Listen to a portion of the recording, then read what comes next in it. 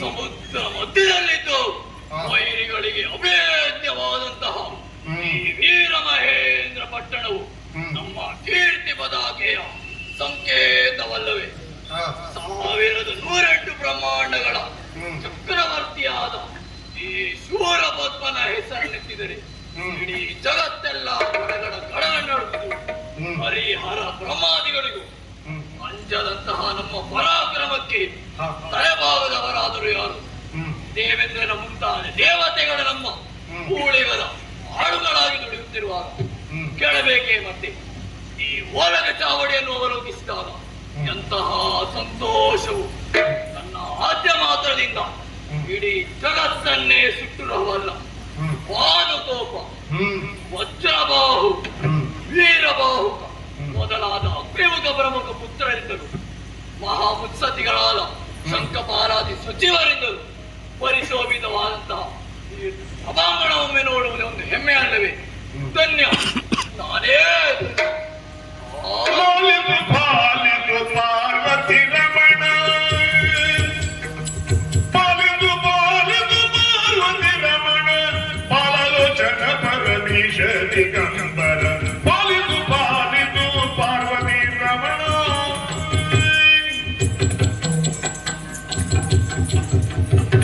ಶಂಕರ ಸರ್ವೇಶ್ವರ ಹರ ಹರ ಮಹಾದೇವ. ಮಣಿಮಯ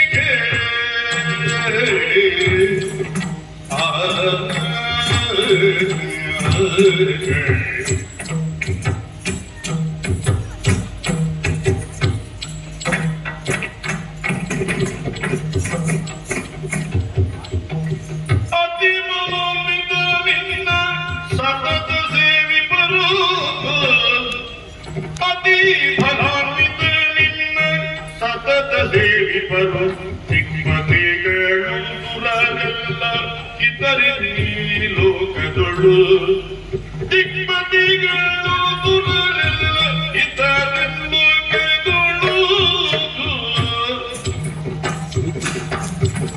ಬಳಿಲೆ ಬಿಚ್ಚಿದೆ ಕೇಳು ಕಣಕುಲ ಮಣಿಯೇ ಶಬ್ಬಾಸ್ ಸೂರಪದ್ಮ. ಎಂತಹ ಭಾಗ್ಯಶಾಲಿಯಯ್ಯ ನೀನು. ನಿನ್ನ ಸೌಭಾಗ್ಯ ಸಂಪತ್ತಿಗೆ ಸರಿಯಾದದ್ದು ಇನ್ನೆಲ್ಲಿಯೂ ಇಲ್ಲವೇ ಇಲ್ಲ.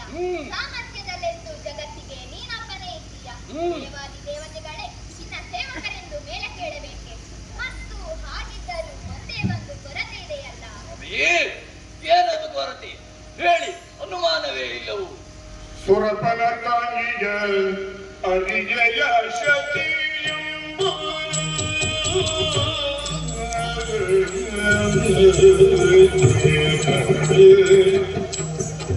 ಸುರಪನ ತಾಯಿಯ ಅರಿಗೆಯ ಶತಿಯೆಂಬ ತರುಣಿ ಕಾತೇಜದಿ ಮೆರೆವಳು ರವಿಯಂತೆ ತರುಣಿ ಕಾತೇಜದಿ ಮೆರೆವಳು ರವಿಯಂತೆ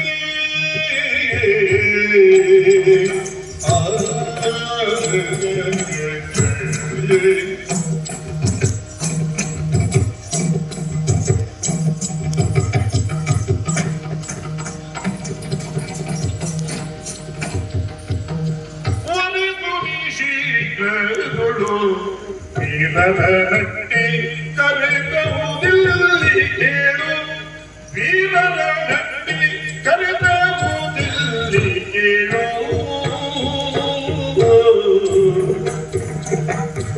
ಸುರಪನ ತಾಯಿಯ ಹರಿಯೇಯ ಶತಿಯೆಂಬ ತರುಣಿತ ತೇಜದಿ ಮೆರೆವ ರವಿಯಂತೆ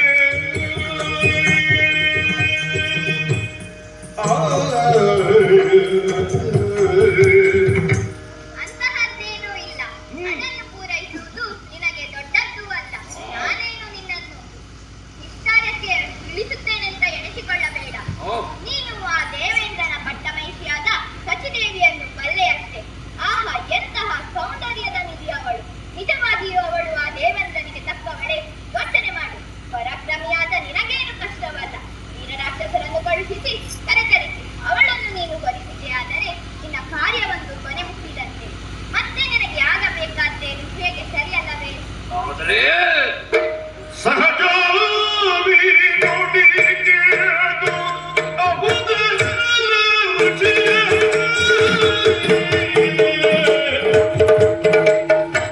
ಸಹಜಾವಿ ನೋಡಿಗೆ ಅದು ಅಹುದೇ ರುಚಿಯೇ ಅಹುದೇ ರುಚಿಯೇ ಸಹಜ ಲೋಕಳು ಹೂವೇ ತಹಡೆ ನೌಸಿ ಸಹಜ ಲೋಕಳು ಹೂವೇ ತಹಡೆ ನೌಸಿಯೇ ರೋಗಿಯ ಭಯಕ್ಕೆ ಹಾಕೋರಾಗದಂತೆ ರೋಗಿಯ ಭಯಕ್ಕೆ ಪಾಲೋರಾಗದಂತೆ ಯೋಗಿ ಬೇಡಿದ ಸುಖ ಸಾಗರ ಚಿಂತೆ ಯೋಗಿ ಬೇಡಿದ ಸುಖ ಸಾಗರ ಚಿಂತೆ ಸ್ವಾಮಿ, ಆದರೆ ಸರಿಯಾದ ಅಭಿಪ್ರಾಯವನ್ನು ಹೇಳಿ ನನ್ನನ್ನು ಎಚ್ಚರಿಸಿದ್ದೆ. ಆ ಸ್ತ್ರೀರತ್ನವಾದ ಸಚಿವ ದಾನವ ಸಾಮ್ರಾಟ ಈ ಶೂರಪದ್ಮನಿಗೆ ತಕ್ಕವಳಲ್ಲದೆ ಆ ಬಿಡೋ ಜನಿಗೆ ಜೋಡಿಯೇ ಅಲ್ಲ. ಆದ್ದರಿಂದ ಅತಿ ಶೀಘ್ರವಾಗಿ ಸಚಿಯನ್ನು ಕಳೆತರಿಸಿಯೇ ಬಿಡುತ್ತೇನೆ. ಪಡೆಯಬೇಕು ಸ್ವಾಮಿ. ಶೂರಪದ್ಮ, ಹಾಗೆಯೇ ಮಾಡು. ನಾನಿನ್ನು ಬರುತ್ತೇನೆ.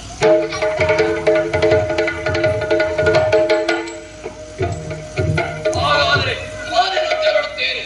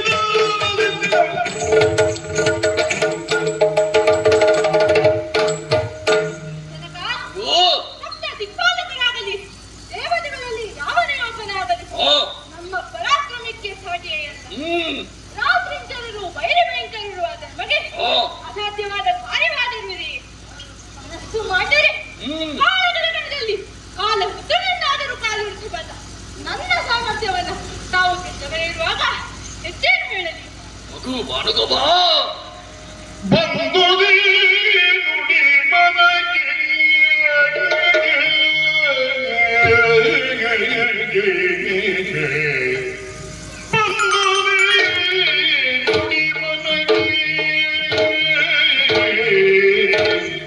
ಸೂರ್ಯನ ಹಿಂದೆ ತುಡುಕಿದ ವೀರ ಸೂರ್ಯನ ಹಿಂದೆ ತುಡುಕಿದ ವೀರ ನೀನದರಿಂದ ನಾಮವದಾಯಿತು ನೀನದರಿಂದ ನಾಮವಿದೋಯ್ತು ಕರೆಯಂದಿದ್ದ ಅಪ್ಪಣೆಯ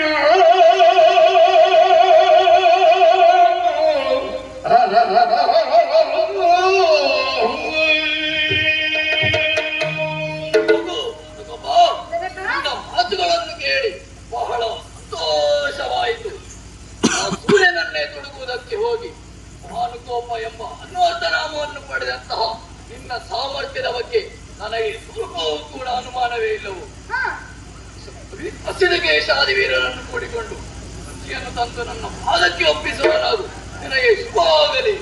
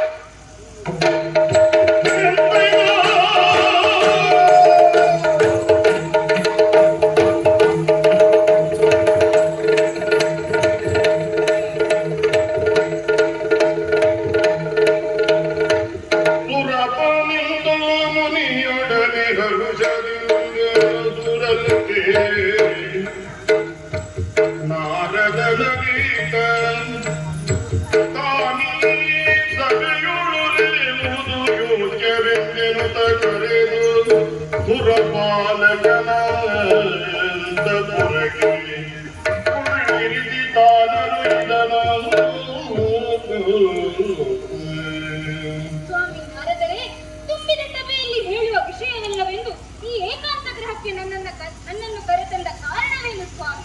ದೇವರಾಜ ಸ್ವಾಮಿ ತುಂಬಿದ ಸಭೆಯಲ್ಲಿ ಹೇಳುವ ವಿಷಯವೇನೂ ಅಲ್ಲ. ಆದ್ದರಿಂದ ನಿನ್ನನ್ನು ನಿನ್ನ ಏಕಾಂತ ಗೃಹಕ್ಕೆ ಕರೆತಂದಿದ್ದೇನೆ. ಹೇಳುತ್ತೇನೆ ಕೇಳು. ಲಾಲಿತಲ್ಲ ಸುರಪಾಲಕನೆ ನುಡಿಯ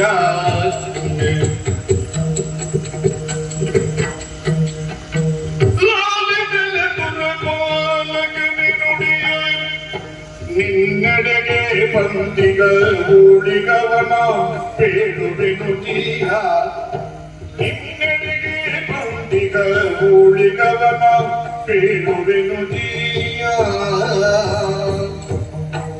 ಕಾಲಗತಿಗೂ ಕೂಳಲೆಕ್ಕದ ಆಲಯದೊಳಗಡೆ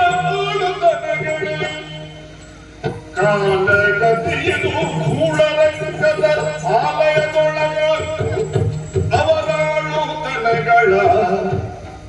ಕೇಳಿ ಮನವಿನು ತಾಳಲರಿವುದೇ ಬಾಳ ನೇತ್ರಗೆ ಅರಿಕೆ ಮಾಡುತ್ತದೆ ಕೇಳಿ ಮನವಿನು ತಾಳಲರಿವುದೇ ಬಾಳ ನೇತ್ರಗೆ ಮೇಲರಿಕೆಗಳು ಲಾಲಿದೆಲೆ ದುರಪಾಲಕನೆ ನುಡಿಯ ನಿನ್ನೆಡೆಗೆ ಬಂದಿಯ ನಿನ್ನೆಡೆಗೆ ಬಂದಿಯ ಉಳಿದವನ ಬೇಡುವೆನು ಜೀಯ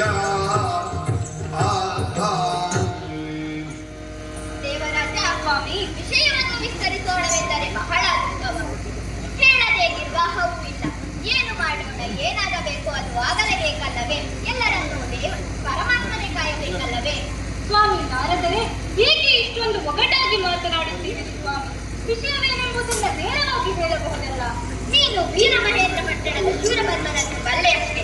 ಅವನ ದುರಾಲೋಚನೆಯನ್ನು ಏನೆಂದು ಹೇಳಲಿ? ಏನು ಅಂತಹ ವಿಶೇಷ? ಇಂದು ನಾನು ಅಲ್ಲಿಂದಲೇ ಬರುತ್ತಿರುವೆ. ಅನ್ನದಿಂದಲೊಂದು ಮಾತನ್ನೆತ್ತಿ ಬಿಟ್ಟ.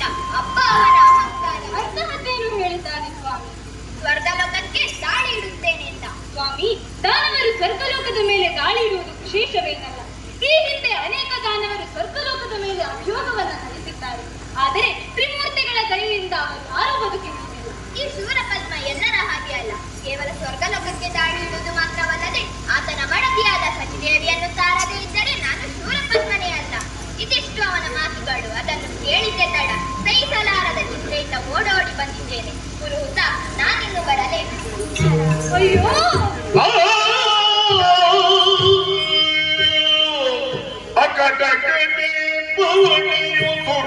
ಕರಕೆ ಕರ್ಪುರರಿಂದಲೀ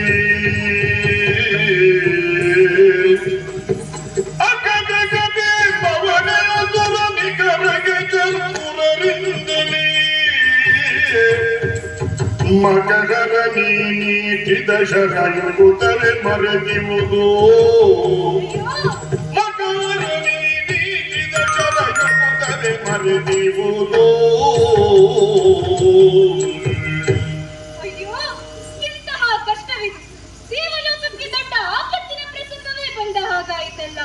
ಹೇ ಪರಮೇಶ್ವರ, ನೀನು ದಿವಿಜರನ್ನ ಮರೆಯುವೆಯ?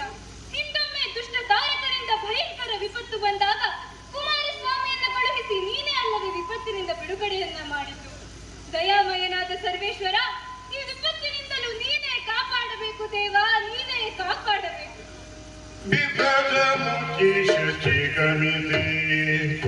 ಕಾಂತನ ಕಂಡು ಕಂಡರಗಿ ಬೆದಗೊಂಡರಲೆ ಮನೋವಲ್ಲವನೆ ಕೇದವೇ ಕೆದಗಿರುವೆ ಬಿಡದೆ ಸೂಚಿಸಬೇಕೆನುತ ಪಾದಯುಗ್ಮವ ಪಿಡಿದೆಂದಳು.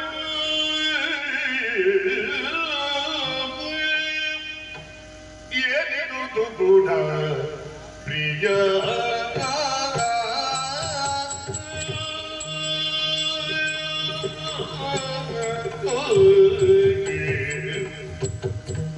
ಏನಿದು ದುಗುಡ ಪ್ರಿಯ ನಿರ್ಜರ ರಾಯ.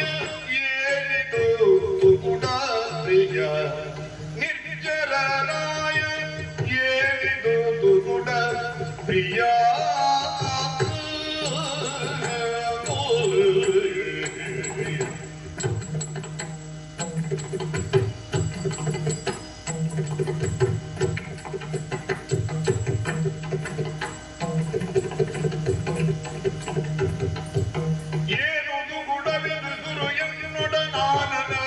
ಕಂದಿದೆ ಏನು ದುಗುಡವೆನುದಿರುವೆನ್ನೊಡನಾನನದ ಸಿರಿ ಕಂದಿದೆ. ಅನುಮಾನವನು ಬಿಡು ಬಿಡು ಗುಣಾಂಬುದಿ ಕಾಣೆ ದುರ್ಜಟಯಾಣೆ ಸತ್ಯವ. ಅನುಮಾನವನು ಬಿಡು ಬಿಡು ಗುಣಾಂಬುದಿ ಕಾಣೆ ದುರ್ಜಟಯಾಣೆ ಸತ್ಯವ. ಮಾನವದಿ ಮರುಗಿದೆಳು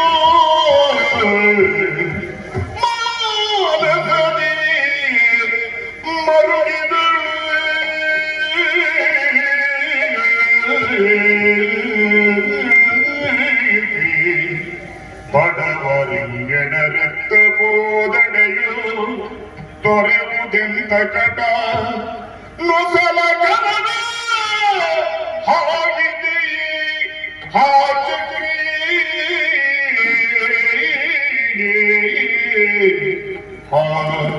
ನೀಲಕಂಠ ಎಂದು ಮರುಗಿಗಳು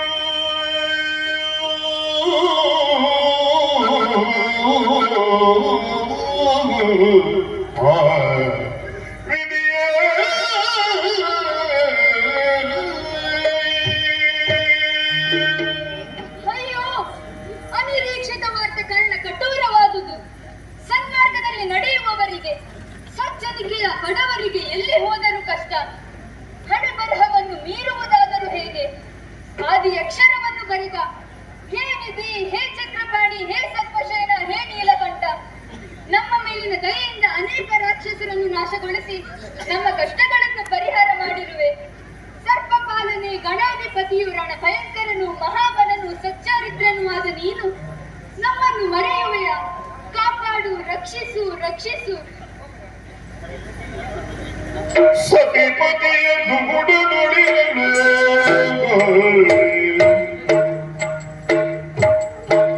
ಬೃಹಸ್ಪತಿಯ ಸುರಪತಿಯ ಕಂಡೆಲ್ಲ ಕೇದವೇ ಕೆನಲು.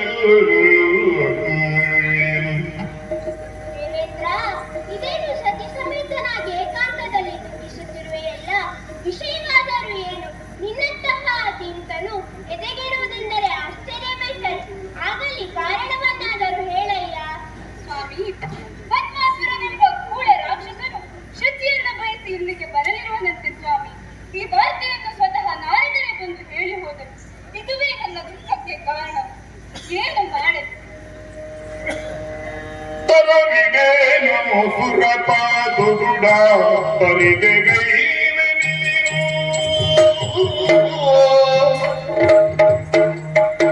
ತರವಿಗೇನು ಸುರಪಾದುಗುಡ ಪರಿದೆಗೈವೆ ನೀನು.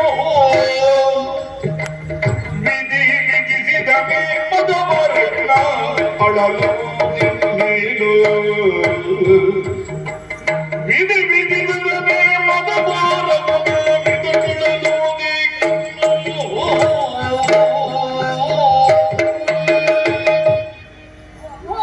ಈಗ ವಿಷಯ ಇದು ಅವನ ಅಂತ್ಯಕಾಲಕ್ಕೆ ಬಂದ ವಿಚಾರ ನೋಡು. ಇದಕ್ಕಾಗಿ ನೀನು ದುಃಖಿಸುವುದಲ್ಲ. ಆಪತ್ತು ಬಂದಾಗ ಧೈರ್ಯಗೊಳ್ಳಬೇಕು. ಪರಮಪಾವನ ಮೂರ್ತಿಯಾದ ಪರಮೇಶ್ವರನು ನಮ್ಮನ್ನ ಮರೆಯುವ ಹಾಗಿಲ್ಲ. ನೀನು ಹೋಗಿ ರಜತಾದ್ರಿವಾಸನನ್ನ ಮರೆಸೇರಿ ಬಾಡುವವನಾಗು. ಕಾರ್ಯವು ಸುಗಮವಾಗುವವರೆಗೆ ಇಲ್ಲಿನ ಆಧಿಪತ್ಯವನ್ನ ನಿನ್ನ ಪುತ್ರ ಜಯಂತನಿಗೆ ಕೊಡು. ನಾನೇ ಅವನ ಹೊಣೆಗಾರನಾಗಿರುತ್ತೇನೆ. ಹಾಗೆ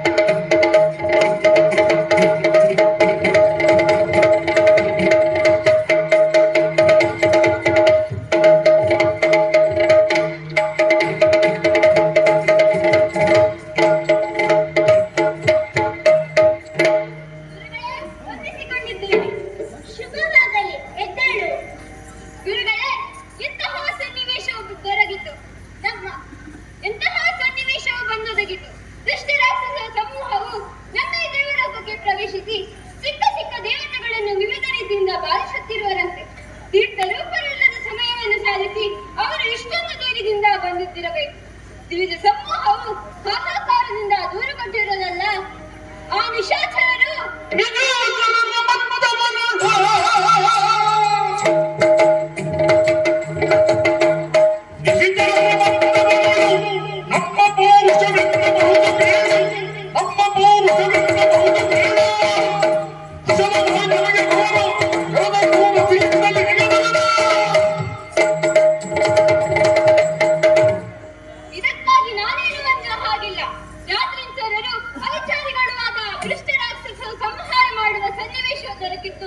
ನಿಜಕ್ಕೂ ಸಂತೋಷವೇ. ಅವರೇನು ನಮ್ಮೊಡನೆ ಯುದ್ಧವೆಂದರೆ ಮಕ್ಕಳಾಟ ತಿಳಿದಿರುವರೆ ತಿಳಿಯಲಿ. ಅಂತಹ ಮದಾಂಧರಿಗೆ ಸರಿಯಾದ ಶಾಸ್ತಿಯನ್ನೇ ಮಾಡುತ್ತಿರುತ್ತೇನೆ. ಸೈನ್ಯ ಸಮೇತನಾಗಿ ಯುದ್ಧಕ್ಕೆ ಹೋಗಲು ಅಪ್ಪಣೆಯಾಗಲಿ. ಮಗು ಜಯಂತ, ನಿನ್ನ ವೀರವಾಣಿಗಳನ್ನ ಕೇಳಿ ಸಂತೋಷವಾಯಿತು. ಬಾನುಕ ರೇಣುಕಾದಿ ಪ್ರಬುದ್ಧ ವೀರರಿಂದ ಕೂಡಿದ ಸೈನ್ಯ ಸಮೇತನಾಗಿ ಯುದ್ಧಕ್ಕೆ ಹೋಗು.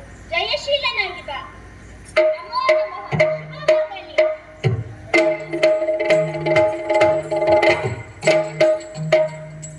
ಗುರುಗಳ ಆಶೀರ್ವಾದವಾಗಿದೆ. ಇನ್ನು ಈಗಲೇ ಸೈನ್ಯ ಸಮೇತನಾಗಿ ಸಾಗಿ ರಾಕ್ಷಸರ ಬಲವನ್ನು ಎದುರಿಸುತ್ತೇನೆ. ಇದಕ್ಕಾಗಿ ನಮ್ಮ ದೇವಸೇನೆಯೇ ಬರಲಿ.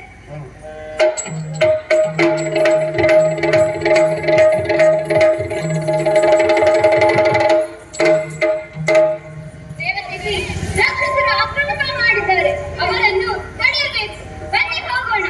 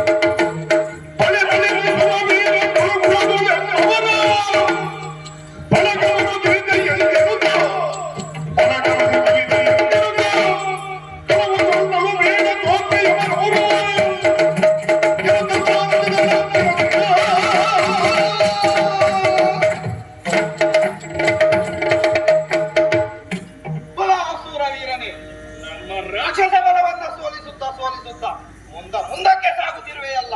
ಇಲ್ಲಲ್ಲಿ ನೀ ಅಹಂಕಾರ ಪೌರುಷಕ್ಕೆ ತಕ್ಕ ಶಾಸ್ತಿಯನ್ನ ಮಾಡುತ್ತೇನೆ ನೋಡು. ಎಲ್ಲವೂ ಭ್ರಷ್ಟ.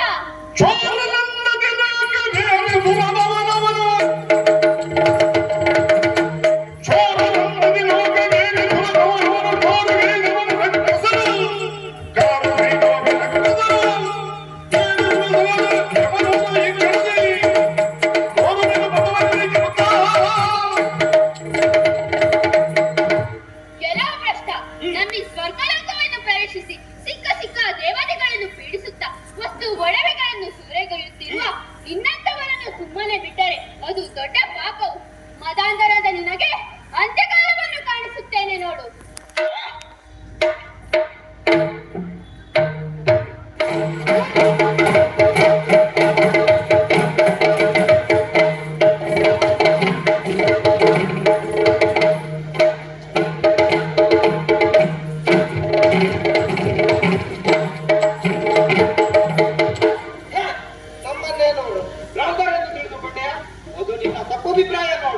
ದೇವರಾಜನನ್ನು ಸೋಲಿಸಿ ಅವನಾರ್ಧಾಗಿ ಆ ಶೂರ ಪದ್ಮಾಸುರನ ಹೆಸರನ್ನು ಕೆತ್ತರೆ ಹರಿಹರ ಬ್ರಹ್ಮಾದಿಗಳು ನಡುಗುತ್ತಿರುವಾಗ ಇನ್ನ ಮಾತೇ ನೋಡಿತು. ಸಾಕು ಮಾಡು ಎಲ್ಲಾ ದುರುಳ.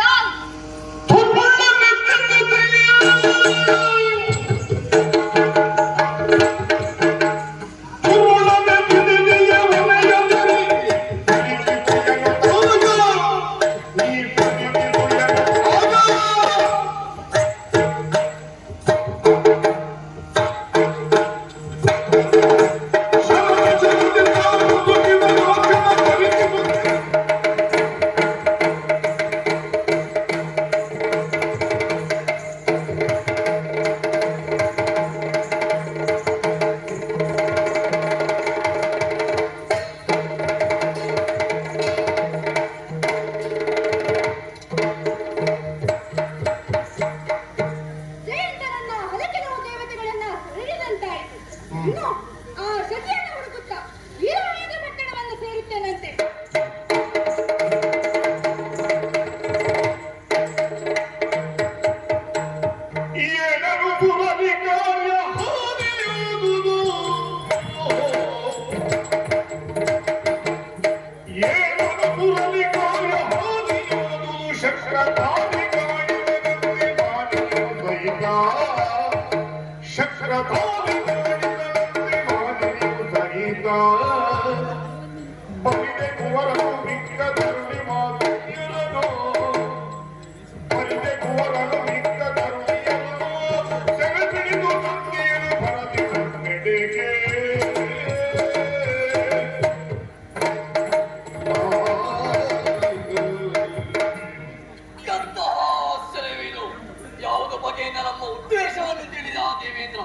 ಸತಿ ಸಮೇತವಾಗಿ ಸ್ವರ್ಗಲೋಕದಿಂದ ಮಾಯವಾಗಿ ಬಿಟ್ಟಂತೆ ತನ್ನ ಇಚ್ಛೆಯನ್ನು ಪೂರೈಸಿಕೊಳ್ಳುವುದು ಸಾಧ್ಯವಿಲ್ಲದೆ ಜಗತ್ತು ದೊಡ್ಡ ವಿಕ್ರಮಿಯಾದ ನನಗೆ ಸೋಲಾಯಿತೆಂದರೆ ಎಂತಹ ಅಪಮಾನವಿದು.